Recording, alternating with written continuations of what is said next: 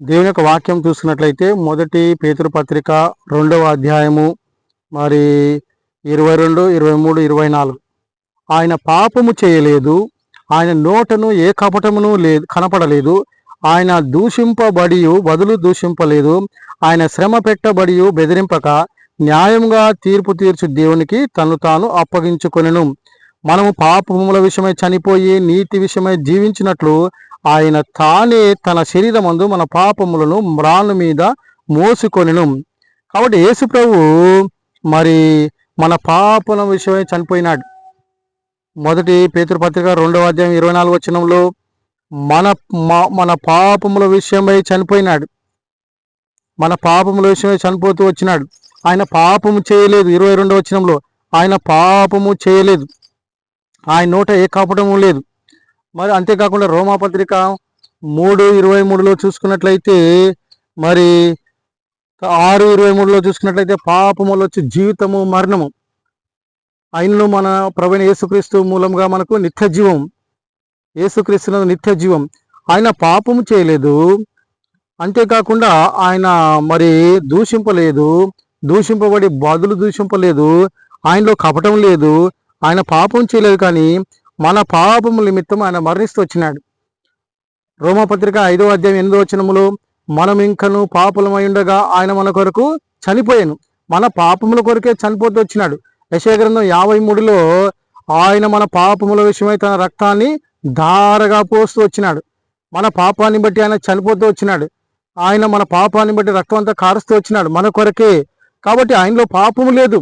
ఇద్దరు దొంగల్లో ఒక దొంగ అంటాడు, మరి ఈయనలో ఏ తప్పిదము లేదు.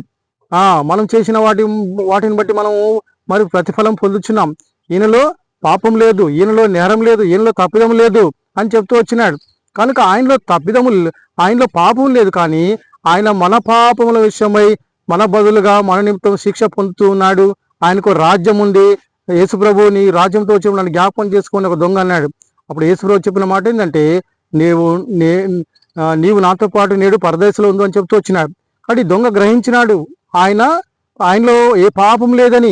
ఆయన మన పాపము నిమిత్తమే ఆయన మన కొరకు మన బదులుగా శిక్ష అనుభవిస్తూ వచ్చినాడండి. కాబట్టి ప్రేమన వారలారా, ఆయనలో పాపం లేదు. ప్రపంచ మానవాళి కొరకు ఆయన నీ కొరకు నా కొరకు మన బదులుగా మన నిమిత్తము సిలువలో మరణిస్తూ వచ్చినాడు. ఆయన మరణము ద్వారా, ఆయన బలియాగము ద్వారా మనకు పాపము పరిహారం చేయబడుతూ వచ్చింది, మనకు విమోచన వచ్చింది. ఆయన లోక పాప భారం మోసుకొని దేవుని గొర్రెపిల్లగా వధించబడబోయే గొర్రెపిల్లగా ఈ లోకానికి వచ్చి నీ కొరకే నా కొరకే ఆయన బలి అవుతూ వచ్చినాడు. ఆయన మరి బలి అవుతూ వచ్చినాడు, నీ కొరకే రక్తం అంతా కారుస్తూ వచ్చినాడు. రక్తంలో ప్రాణం ఉంటుంది కనుక ఆ ప్రాణం పెడుతూ వచ్చినాడు.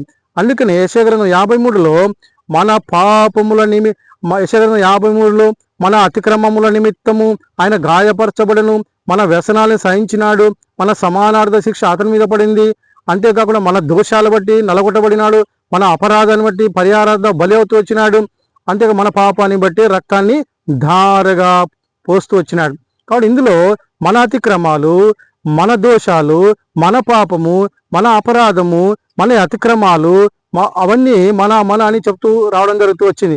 కాబట్టి ఆయనలో నేరం లేదు, ఆయనలో దోషం లేదు. మన పాపము నిమిత్తము సిలువలో మరణించినాడు, మన కొరికే ఆయన సిలువలో బలి అయినాడు.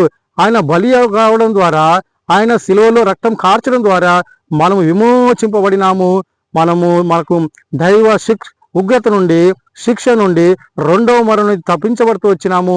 మనము ఆయన మరణము ద్వారా మనము మరణ శిక్ష నుంచి విడిపించబడుతూ వచ్చినాము, రెండవ మరణం నుంచి విడిపించబడుతూ వచ్చినాము. ఆయన మరణము ద్వారా మనకు జీవము, మనకు నిత్య జీవం.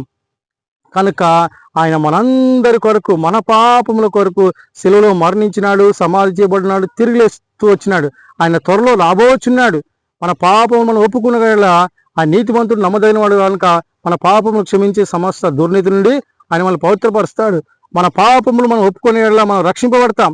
కాబట్టి ప్రపంచ మానవాళి కొరకు మనల్ని మన పాపం పరిహారం చేయడానికి, మనల్ని పరిశుద్ధపరచడానికి, మనల్ని నీతివంతులుగా తీర్చడానికి, మనకు గొప్ప రక్షణ ఇవ్వడానికి, మన పాపం పరిహారం చేయడానికి, మనకు విమోచన క్షమాపణ ఇవ్వడానికి నీ కొరకే నా కొరకే యేసుప్రభు శిలువలో మరణించినాడు.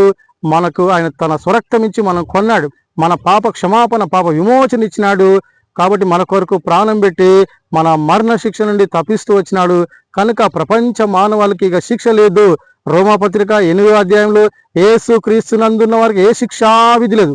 మనం శిక్ష పొందకుండా ఉండడానికి మన కొరకే యేసు ప్రభు మన సమాధానం కొరకు శిక్ష అనుభవించినాడు, మన కొరకు మరణించినాడు, మనల్ని శిక్ష నుండి తప్పిస్తూ వచ్చినాడు. మనకు యేసు క్రీస్తునందు నిత్య జీవము. రోమాపత్రిక 6వ అధ్యాయం 23వ వచనంలో ఏలైనగా పాపములో జీతము మరణము, అయితే మన ప్రభువైన క్రీస్తు యేసునందు నిత్య జీవము. మన మరణానికి పాత్రము.